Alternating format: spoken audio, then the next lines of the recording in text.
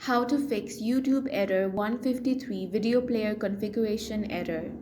If you're facing this error, then in this video I will guide you step by step on how you can fix that. First of all, open your browser and click on the three dots. Now, click on the settings option from here. In the settings menu, click on privacy and security from the left hand side panel. Here click third party cookies. Now choose see all site data and permissions option.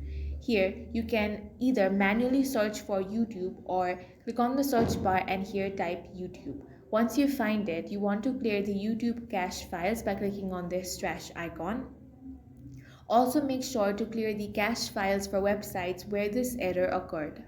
After that, you want to click on the extensions option. Here you want to disable any active extensions. Now check if YouTube error 153 is resolved. If not, you can try using a different browser. That's all for this video. If you found it useful, make sure to hit the like button and subscribe for more videos like this.